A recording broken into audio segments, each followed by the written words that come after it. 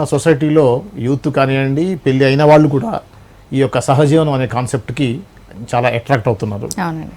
వీటి వల్ల పరిణామాలు తీవ్రంగా ఉంటున్నాయి. చాలా చూస్తున్నాం మనం.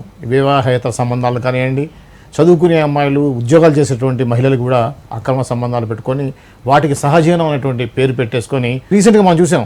అవునండి. ఒక ప్రముఖ మహిళ రాజకీయవేత్త, ఇంకా చెప్పాలి అంటే చాలామందికి పాపులర్ అయినటువంటి వ్యక్తి కూడా ఇదేం తప్పు కాదు కదా, సహజీవనం చేయడం తప్పు కాదని చెప్పేసి సుప్రీంకోర్టే చెప్పింది అంటుంది.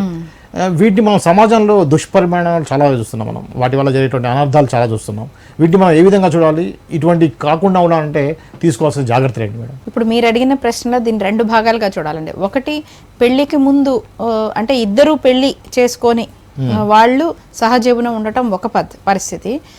ఇద్దరిలో ఏ ఒక్కరైనా పెళ్ళి అయినా, లేకపోతే ఇద్దరికి పెళ్ళి అయి ఉన్నా కూడాను, అంటే ఇతర వ్యక్తులతో, వేరే వ్యక్తులతో